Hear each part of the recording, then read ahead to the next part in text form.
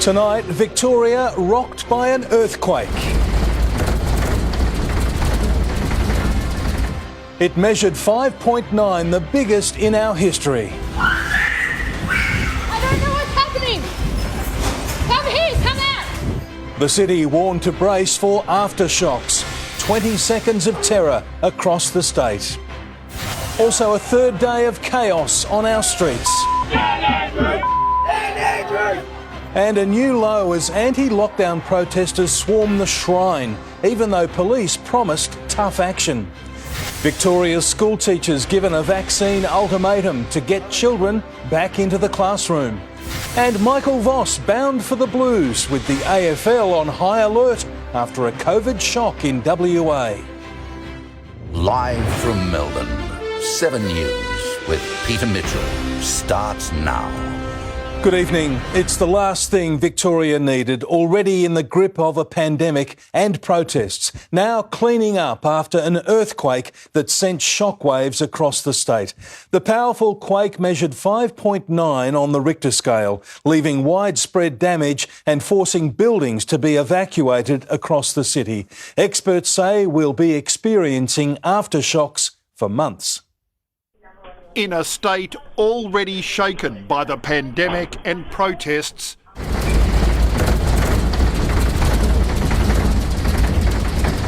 no one could even imagine this would happen.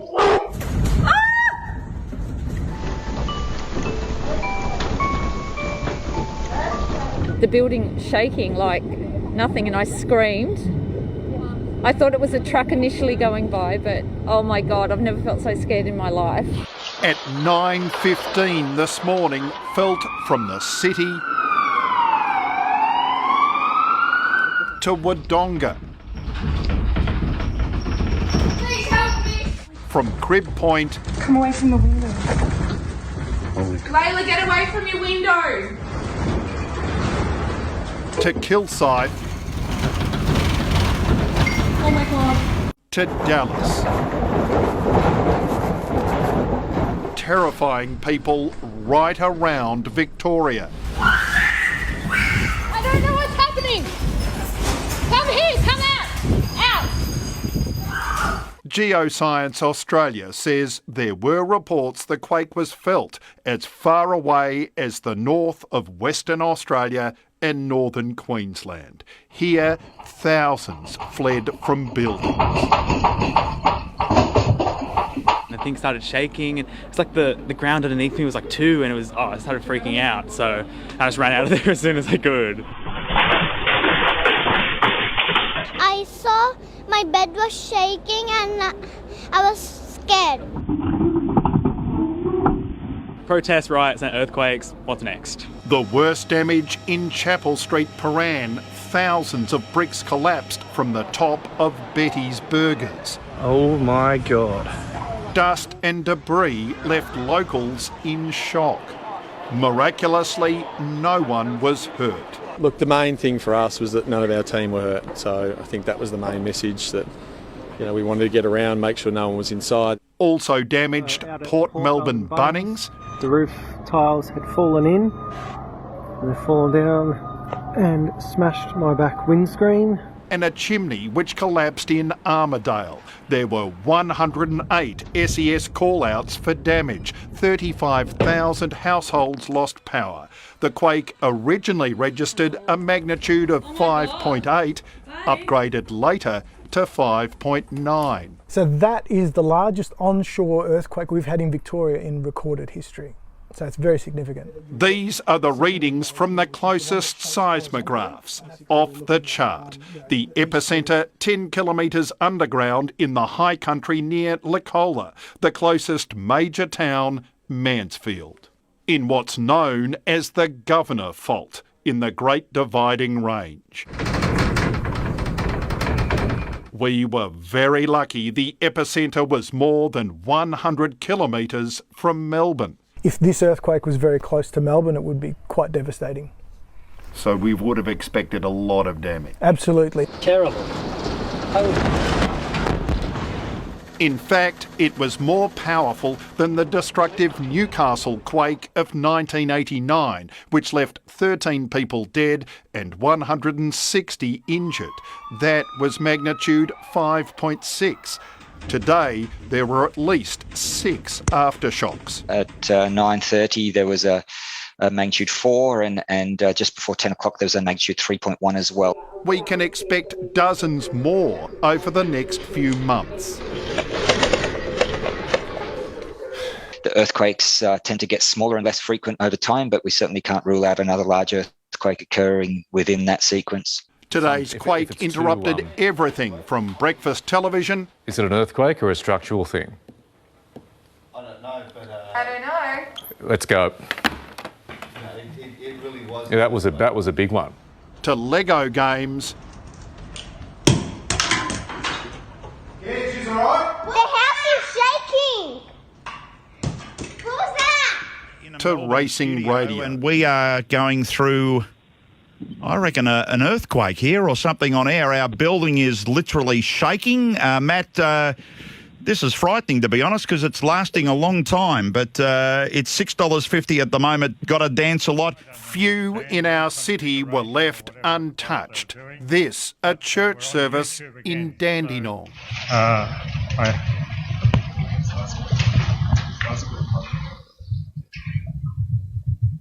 Wow, how is that? We've just had an earth tremor here. Right throughout the city of Melbourne, there were groups of people like these, evacuated from high-rise buildings, standing on the footpaths and in parks, stunned. They were struggling to come to terms with what had happened. I was just absolutely terrified. I had no idea what was happening. It was really scary, yeah. It was really only a couple of seconds, but it shocked everyone in the building. Everyone went onto the balconies and asking each other, did you feel that? Is everyone okay? I think there's an earthquake. Exhausted Melburnians left wondering what else can be thrown at them. It kind of feels a bit apocalyptic at the moment. We're all had enough, I think. We need a break. Nick McCallum, 7 News. And Chapel Street is still cleaning up tonight. Mike Amor is there. And Mike, the quake lasted 27 seconds. The recovery will take much longer. Yeah, Mitch, this famous street will bear the scars for a long time to come. As you can see, the cleanup is in the early stages here. For some of the buildings, it'll be a long time before they return to normal. And for some, it will be 27 seconds they will never forget, as you're about to hear. It was an incredibly close call for one mum who made a fateful decision. Advertising classic shakes, Betty's Burgers was served an almighty rumble. Oh my God. The 140-year-old building crumbling from the force of this morning's earthquake. This is got me weak at the knees. Yeah, just like the whole ground was shaking basically. There was dust everywhere, it was quite massive. Just thank God no one was under it. But there was someone inside. Bex Deer runs a design studio above the burger shop. A strange combination of very lucky and very unlucky. Yeah. I've been working from home for weeks. Just happened to pop into the office for half an hour to grab a couple of things, and that happened. At first, she didn't realise what was happening. It's an older building, so it's kind of rattly anyway. So at first I didn't think much, but when I realised it was an earthquake, my New Zealand instincts kicked in and I leapt under the desk. 180 kilometres from the epicentre, Chapel Street cowered as the building began spitting bricks onto the road and onto her car. The timing for me is amazing. If it had happened half an hour earlier, I would have been in that car. Lucky too for the owners of the burger store. Thankfully, it wasn't open. Messages started to hit, social medias, they started to blow up with cameras around, and so we made our way down here quickly, and this is what we came into. Incredibly, no one was injured, but the clean-up is set to be long and painful for a hospitality business that had already buckled under the weight of Melbourne's lockdowns. Structural engineers say they still don't know whether they'll be able to save this building. If they can, it will be at least 4 months before Betty's Burgers will be able to reopen. We'll bounce back. I'm sorry for the Windsor community here, and looks like we're out of action for a little while. Jodie Lee, 7 News. The earthquake's epicentre was in the heart of Victoria's high country. Sonia Marinelli has the latest from Mansfield. And Sonia, an incredibly close call for locals. Yes, Mitch, but remarkably, towns surrounding the epicentre emerged this morning relatively unscathed, despite the violent tremor shaking homes and buildings right across the northeast. There was no major damage and fortunately no serious injuries reported. And even though the powerful quake measured 5.9 in magnitude, according to the latest info from the SES, there were 136 calls for assistance across the entire state. The slopes at Mount Buller rumble. It certainly added a little bit of unexpected spice to the morning, and we definitely felt it really strongly right across the whole resort. More frightening for skiers high in the air. Some people, of course, were on chairlifts. Thankfully, we have those stop really quickly and everyone was completely safe and sound. From across the state's northeast, the SES was swamped. And we've had over 26,000 felt reports into the services this morning. But remarkably, very few calls for assistance. In Wangaratta, a mum rushes to comfort her toddler. Well, St Patrick's Church has stood since 1963, but today's quake will force some running repairs. In Mansfield, Jodie Beadle-Penny was prepping for lunch at the commercial hotel when the century-old building violently shook. I was chopping vegetables in the kitchen, had a huge knife in my hand, and I thought, this is a bit weird, it's shaking. And then the plate started shaking on the bench. The whole bench started to shake, and I thought, there's something wrong with me. The chef suspected paranormal activity. There is a legend, apparently there's a ghost that lives here, so I thought maybe it was him. But there was little damage to the town, just a few shaken residents. I've never experienced anything like that in my life, and the kids came in too and sort of said, what's going on? Strong enough that things started falling off the shelves and, like the windows were sort of starting to buckle in and bow and everything. Yeah, it was quite scary. At Beechworth, the local hospital lost power, but backup generators quickly kicked in. And at Borrolite, veteran sports announcer Craig Willis was in his kitchen. Now, at first just thought it was a truck, and then all of a sudden it really started to shake the house. The effects were even felt in Washington. I was very sorry to hear you had an earthquake. In Mansfield. That's right, in Victoria. Which I know well. Boris Johnson was once a teacher at Timbertop near Mansfield. While back in the tiny town of Lecola, closest to the epicentre, they're cleaning up. Windows in the cottage broke and everything fell out of the cupboards and the fridge opened and there's a great big mess. In Mansfield, Sonia Marinelli, 7 News. The quake was felt in every corner of the state. Mike Amor, there were scenes of shock and disbelief everywhere. Yeah, Mitch, from here on Chapel Street to the border and the Dandenongs, it was all captured on security cameras and mobile phones as the earth shook without warning. Jackie Felgate compiled this story. When it hit, there was very little doubt what it was. Come here, come out! Out! Breakfast announcers were on the air when their building shook at Nova. Can you feel that as well? Yeah, I can feel it. Well, our Oh my God! Jeez! What is this? Is this a genuine earthquake? And at SEM. There also comes a time, and I think this is what's happening now, that final piece of the puzzle. Did we just get hit by an earthquake? Every suburb of Melbourne felt the quake. Ah! Parents ran to babies in their cots as windows rattled and the earth shook. From Kilsyth to Hawthorne, Officer, and in home offices across the state. Oh my God, babe. Melburnians fled their home. Podcasters too captured the moment. The whole house is shaking. The roar was like a jet engine. School holiday fun suddenly a little more serious. Yeah, she's alright? The house is shaking! As families felt the quake. Please help me! Meditation sessions weren't so calming.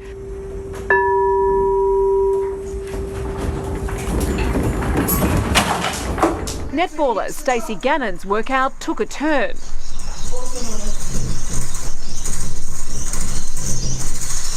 Melbourne Dogs knew what was coming. And even the Collins Street Falcon left its nest for a peek. With 3 months left in 2021, Victorians are left wondering what's next. Jacqueline Felgate, 7 News. Protesters have caused chaos across the city for a third consecutive day, with police watching on for hour after hour, even though they promised tough action. They took over the Shrine of Remembrance, leaving war veterans disgusted. At our city's sacred war memorial, a battle between self-described freedom fighters and heavily armed police comes to a frantic end. Flashpoint reached as riot police pushed their way onto the steps of the shrine. Protesters who'd refused repeated requests to leave, now on the run. For more than 3 hours, they stood firm, a makeshift coalition of construction workers, anti-vaxxers and anti-lockdown activists. The show of force echoed scenes earlier this morning outside CFMEU headquarters. There was a handful of arrests as officers on foot and horseback prepared to engage protesters who never came. The Chief Commissioner had promised a hardline stance today, vowing scenes like this from yesterday wouldn't be tolerated. I'm not going to talk about what our tactics are, save to say that those tactics will be different. But again, police appeared powerless to stop a 4-hour game of cat and mouse. Instead of targeting the union office, activists marched through the streets in smaller groups, flying a right-wing symbol, the red ensign flag, and letting off flares. One group circling Queen Vic Market, passing by the famous donut van. This may have been the closest officers came to protesters. They're shooting at us again! Forcing one cluster to scatter. It's an absolute war zone down here in Melbourne. Some left bearing the scars. I put my arms up in the air and I didn't run. I got shot about 5 times in the back. A few strayed from the pack to spread their message. Help us feed our families, we're starving! And were quickly targeted. But there was safety in the swelling crowd as it's made its way unchallenged all the way down Swanston Street and up to the shrine. Its custodians horrified by the choice of the protest location. This is one of the most distressing days that I could have ever imagined happening here at the shrine. That people would choose to protest here is outrageous and deplorable. It's an insurgent not seen for decades. There have been protests at the shrine in association with events such as the Vietnam War, but nothing of a major scale since that time. This is sacred ground. This is proof that freedom is not a lie. But if you come in and arrest us and drag us off, then you will make it a lie. As the hours passed, a few arrests were made on the sidelines, men and women. Protesters reiterating their threat to keep rallying until the 2-week construction shutdown is reversed. Every day, every day. This sort of behaviour puts everything at risk. This sort of behaviour is unlawful, it's ugly, it will not be tolerated. Tegan Dolling, 7 News. And Paul Dowsley has the latest on the protest. Paul, there's an extraordinary new tactic from police. Mitch, we haven't been able to show you live pictures from our news helicopter of these protests for the past 4 hours. That is because of an unprecedented move from Victoria Police to ban it from the skies above our CBD. So, Channel 7 and 9 are preparing a legal challenge after aviation authorities agreed to a request from Victoria Police to keep our helicopter out of the skies until Monday above the city.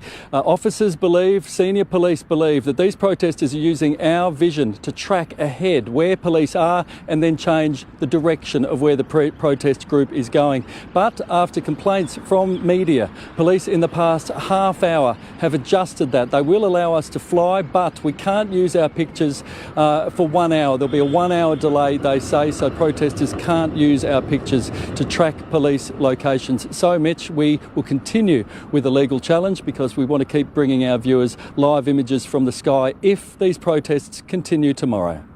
Paul Dowsley at the Shrine, thank you. Melbourne teachers are facing an ultimatum: get vaccinated or find a new job. Coming up next, a jab deadline and plans to make schools COVID safe for students to return to class. Also, Victoria dealing with a Delta spike, new exposure sites and 3 more deaths. A COVID shock for Western Australia in grand final week. Live details next. The Rolling Stones return to the stage with Broken Hearts. And why it's time to stock up now for Christmas, a special 7 News consumer report. Victorian teachers are facing a vaccine ultimatum in the push to get students back into the classrooms. State political reporter Chanel Vella has tonight's developments. And Chanel, first tradies, now teachers. That's right, Mitch, and the state government says they are actively looking at what other industries need to be added to the list. But when it comes to schools, it won't matter if you work in a public school or a private school. You'll have to get the jab or find another job. A blunt message to teachers: if they don't get the jab, they cannot attend school. This is very clear. All staff in schools and early childhood services will need to have their first dose by October 18 and their second by November 29. Children under 12 cannot get vaccinated. Children between 12 and 15 have only been able to get vaccinated from the 13th of September.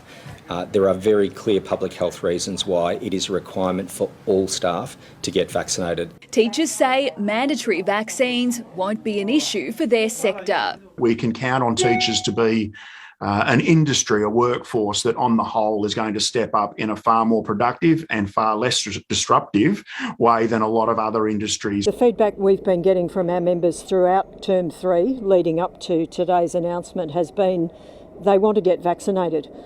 We've been talking about vaccinations for a long time. The state government will also roll out 51,000 air purifiers to schools over the next few weeks and spend $60 million to build outdoor learning spaces. It's great to see money for more outdoor learning spaces. I think there will need to be a lot more work done in that area so that we can have genuine outdoor spaces. It's not just enough to provide shade, but that's an important measure. All of these really common sense things will make a difference, and ventilation backs that up, but it's not just the air purification devices, it's simple things like natural ventilation, the opening of windows, utilising outside areas where possible. Today there were 628 cases across the state, bringing our active total to well over 6,000. 3 more Victorians have died. 73.5% of the state have had their first dose of the vaccine. 44.7% are fully vaccinated. And although there was minimal uptake last week, we're now seeing significant demand in this construction worker blitz, which we're very pleased about. We've had long queues at our walk-up blitz sites, which is fantastic to see. We are expected to reach our 80% single-dose target in 7 days. Chanel Vella, 7 News. Ballarat residents are about to enjoy freedom with the regional city coming out of its 7-day lockdown at midnight. Health officials are confident the outbreak there is contained. The 5 reasons to leave your home will no longer apply, and the settings in Ballarat will align with the areas of regional Victoria not in lockdown. Point Lonsdale, south of Geelong, will also be able to follow the same rules as the borough of Queenscliff from midnight. An urgent manhunt is underway for a suspect police want to speak with over the suspicious death of a man in Frankston on Saturday night. Homicide Squad detectives have been searching for Christopher Hillman for the past few days. Anyone who sees Hillman is urged not to approach him, instead call 000. Police believe he is armed. The AFL is on high alert over a new COVID case in Western Australia just 3 days before the grand final. Chief football reporter Tom Brown has the latest from Perth. And Tom, health bosses have moved to reassure footy fans. They have. Mitch, a truck driver, though, has tested positive in WA between the 16th and 18th of September. There's positive signs, though, tonight. Everyone's certainly calm at the AFL. The truck driver slept in their cabin in the suburbs. They were masked, confirmed by CCTV, and the co-driver is not positive at this stage. Only a community case, according to the health department, would change the situation potentially regarding the grand final. Gil McLachlan's almost there, just 3 days from pulling off what seemed impossible, an uninterrupted season. But the league boss has suffered an 11th hour COVID scare. There is no change that is being planned in respect of the conduct of the game or indeed any other conditions. Both teams held secret sessions on Optus, the Premiership Cup on display inside the stadium. The voice of WA football, it's Dennis Cometti's last radio call. But be sure of this, we'll cheer for your teams as if they belong here. At the AFL breakfast, Gil McLachlan told 7 News the Commission has approved $3.5 million into community football. We know there are kids who have been locked up for a long period of time are suffering, and we're going to be there to help parents and families get them back, getting active and getting back to their footy clubs. Also flagging the AFL may not need a player vaccination policy. We've done an extraordinary amount of communication with our playing group. We've done 58 individual sessions, and I feel they're going to get there on their own. In Perth, Bulldog Bailey Smith's inspired a new haircut trend, complete with perm. Legendary cartoonist Mark Knight's grand final poster, just as creative, the theme, giving COVID the flick. People emailing me weeks before saying, don't make it too red, don't make it too evil, make it angry, don't make it too angry. Tom Brown, 7 News. The Rolling Stones have returned to the stage with an emotional tribute to late drummer Charlie Watts in their first performance since his death. This is our first tour in 59 years that we've done without our lovely Charlie Watts. We'd like to dedicate this show to Charlie. Charlie, we're praying for you, man, and playing for you. Remembered as the stoic, steady heartbeat of the Rolling Stones, Charlie Watts died last month at the age of 80. There's been a surge in the number of pandemic scams. Next, crucial new tips to help avoid phishing calls, texts and emails. Also, Scott Morrison side by side with President Biden calling for a truce with China. And never before seen private footage of the royal family. Sophisticated scammers are using new tactics beyond threatening calls and texts to expose almost every Australian to fraud. Major banks have joined forces to make vulnerable Victorians think twice before falling for scams. They're cunning and cryptic, including a warrant for your arrest. Scammers even claiming to protect you against scammers. Someone may be trying to access your account. Pretending to send you parcels in lockdown. They can be very compelling and persuasive. It's a scourge. Danielle Haas discovering her card was maxed out while at the doctor's. And I was about to pay for the bill when they said my credit card had declined. She had been charged $800 by fraudsters pretending to be JB Hi-Fi. In the last year, just over a third of Australians have lost money to a scam. 34% know someone who's lost more than $150,000, and 2/3 fend off a fraud attempt every week. Stay on your toes because you could get hit at any given time.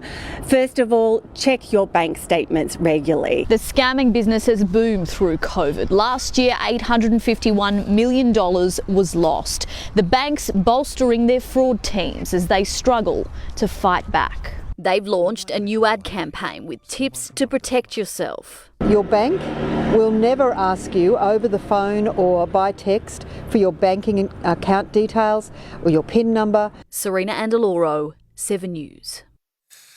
Scott Morrison is playing down fears of military conflict with China, arguing Australia's actions are about promoting peace in the region.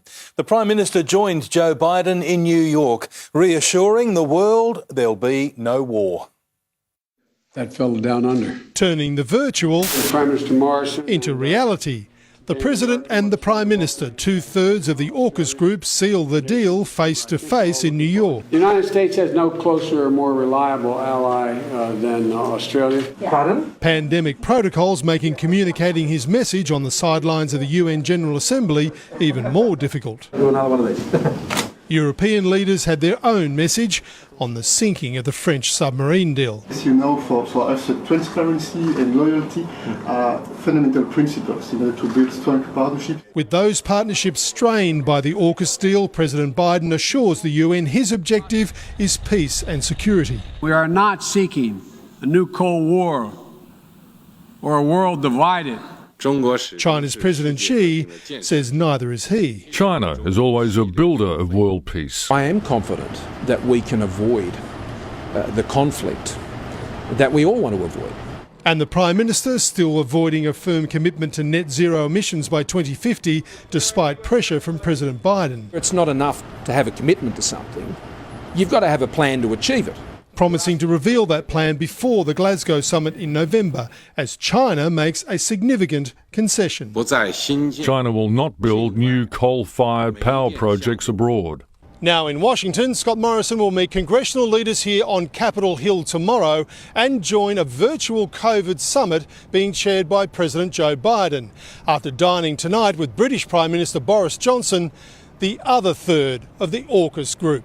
A return to international travel, one topic, Mr Johnson wanting quarantine exemptions in Australia for English cricketers on the December Ashes tour. I'm looking forward to Australians being able to travel again. In Washington, Mark Riley, 7 News. Prince William has shared memories of his grandfather ahead of a new documentary showcasing the Duke of Edinburgh's private life. It airs in Britain in the coming hours as Prince Philip's granddaughter-in-law showed she can be a daredevil too. Kate on the cliffside. So feet wide apart, that's key. Yeah, nice and steady. Abseiling in the English countryside and tackling mountain tracks on two wheels.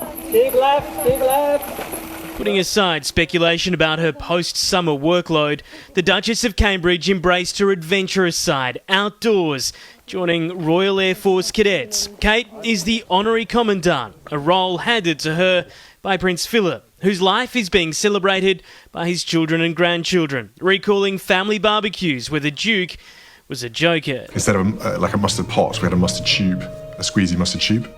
And he used to take the lid off and put it in your hands. And I can't remember exactly what he says, but he ends up slamming your hands together. He used to get in a lot of trouble from my grandmother for covering most of the places we had lunch and things with mustard on the ceiling.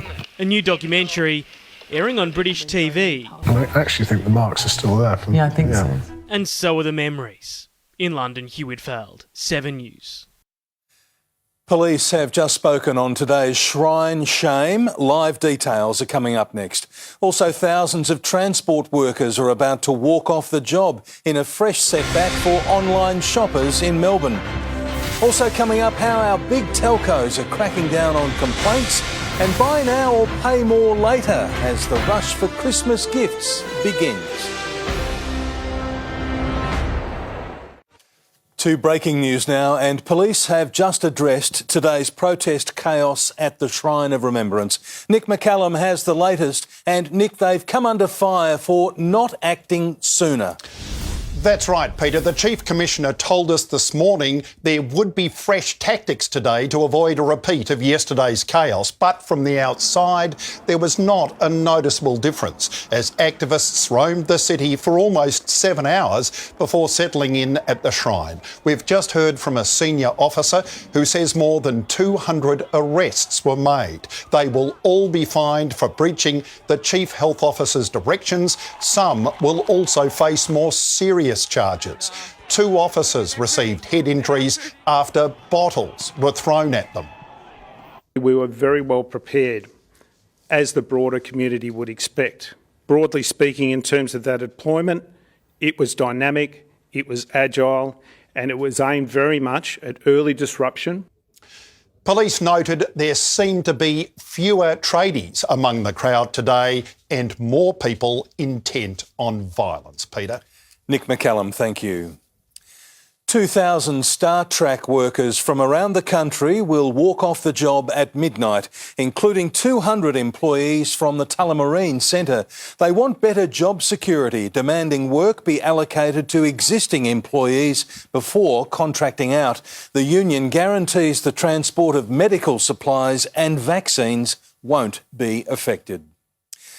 There has been a breakthrough in the murder mystery that's captivated the United States. Human remains found in a Wyoming national park have been confirmed as belonging to missing travel blogger Gabby Petito. The autopsy also revealed the 22-year-old was most likely murdered. Her fiancé Brian Laundrie, who's also vanished, is now a person of interest in an official criminal investigation.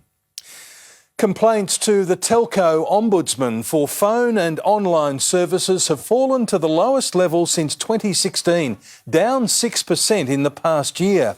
Of the 119,000 complaints, most came from residential addresses and were related to the internet. Lack of service and unresolved complaints were the biggest issues. There are growing concerns retail stock shortages could threaten Black Friday sales and even the lead up to Christmas. COVID shutdowns in Chinese factories and global delays with container ships are putting extra pressure on supply chains. At Amazon's Australian mega hub, the wheels are slowly turning. Ahead of a Yuletide rush. Data out today is pointing to a Christmas cracker, as shoppers, locked away for much of the year, unleash on bricks and mortar stores. There's been very little reason for people to update their wardrobe. We expect particularly the clothing category to do exceptionally well. Roy Morgan research shows 4 out of 5 will spend more than last year, around $700 each. But the global supply chain issues that we're experiencing are a significant issue. Big W boss Brad Banducci says he's anxious about Christmas stock levels. Rebel Sport Chief Anthony Harati says there's zero chance it'll arrive on time, while JB Hi-Fi has ordered an extra $200 million of electricals to try and keep up. The hold-up is China, where COVID wreaks havoc. Single cases are shutting whole factories for a fortnight and bringing giant ports to a halt. That, combined with a shortage of ships, is making for the perfect Christmas shopping storm. And the clouds are also looming large over Black Friday, with some retailers signalling deep discounts of 40 to 50% are off for anything other than winter stock, fearing they'll be cleaned out in November and left with empty shelves for December. They're going to be struggling to have good Black Fridays. Gemma Acton, 7 News. AFL Grand Final week is heating up in more ways than one. Tim Watson, both teams held secret sessions today. Mitch will cross live to Perth for the very latest on both camps. Prying eyes kept away as Stephen May is put through his paces in a race to be fit. The Dogs reveal their tactics, how they plan to bring down the competition's star ruckman, why Boss could soon be the boss at Carlton as Sam Mitchell adds some star power to the Hawks, and Ben Simmons' spat with the 76ers gets ugly. Welcome back. Grand Final preparations are in full swing with both teams holding top secret training sessions today. Returning to Chief Football Reporter Tom Brown and Tom, the D's and Dogs aren't revealing their hands just yet though. Team narrative in the build-up to the Grand Final as the Bulldogs have been open and accessible. Melbourne, in comparative contrast, a bit of a closed shop. Today just reinforced that view. The Bulldogs did let our cameras in for 15 or 20 minutes for the warm-up. Melbourne, completely closed and secretive. Grand Final heartbreak stories are famous throughout the decades, and it's pretty clear tonight that Zane Cordy from the Bulldogs and Michael Hibbert are going to be touch and go to start with several big stars set to return. The helicopter caught both teams preparing inside Optus, an air of intrigue and secrecy. Both sessions closed. Melbourne filmed their own pictures. Stephen May put through a fitness test. The Demons insist the defender's fine. Oh, last time I laughed, I was excited. Probably the prelim. It's still pretty calm. The build-up's slowly getting there. The Dogs did let cameras in for the warm-up. Alex Keith expected to play. The Bulldogs indicating they'll target Max Gawn physically. Teams have tried lots of different things on him in the past to try and curb his influence, and being physical is obviously going to be one of those. You know, you can't just allow him to have a free run. A tactic used to good effect in the past against the Melbourne captain. All part of a fascinating contest between two of the best midfields in the game. We haven't really tagged them in the past and they haven't either. We'll probably just go head-to-head, so it's going to be an exciting battle. An early win for Simon Goodwin over Grand Final rival Luke Beveridge. Goodwin was last night named Coach of the Year. Goody's like a second dad to me. He's pretty special to me. Ever since I've got to the club, he's always backed me in. A pre-season honesty session around a campfire, the catalyst for for Melbourne's climb back to September. We made a commitment over the break, over the off-season, to sort of come back and put words into actions, and to fulfil that and to be here, it's pretty surreal. I'm 25 now and maturing a little bit, and you just want to win. You just want to be a part of a football club that's great and put Melbourne back on the map. In Perth, Tom Brown, 7 News. Carlton could be just days away from unveiling a new coach. Andrew McCormack has the details. And Andrew, we've got a pretty strong hint today who they've got in mind.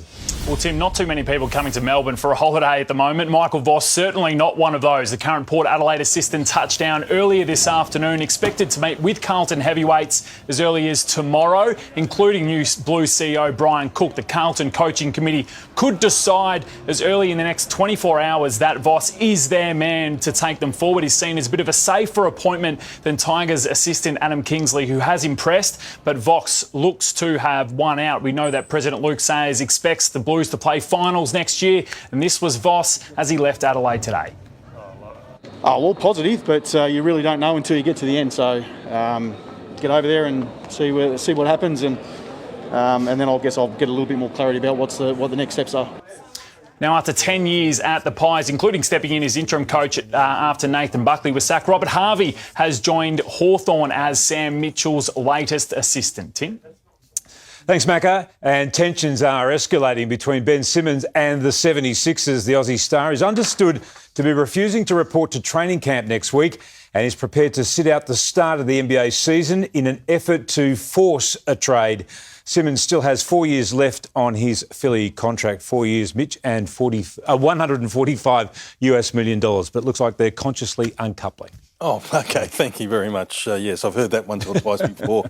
Good on you, Tim. Jane is next with the forecast. Jane, what's on the way tomorrow? Well, Mitch, we are rising up and over 20. It'll be our nicest day of the week. The full details are next.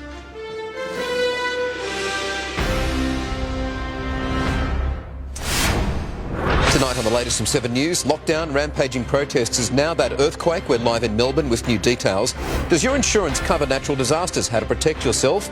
And WA's COVID scare ahead of the AFL Grand Final, what it means for the weekend. Hope you can join me for the latest First Edition, 7 Plus at 8 p.m, and the latest at 11 on 7.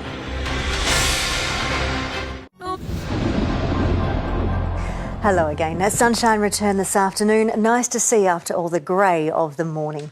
Let's start by showing the tsunami map from earlier. Quakes in the ocean can cause large waves to spread across entire oceans, but this one being over land had no impact this morning. We've been under a cold pool of air for the past 2 days, but that moved on, letting it rise up to 18 this afternoon. Nice as that sun came out. Tomorrow should go up and over 20. Clouds stretched over much of the state with areas of drizzle underneath. That broke up in the afternoon, yet parts of the northeast, southwest and in western Gippsland, they were stuck in the grey all day.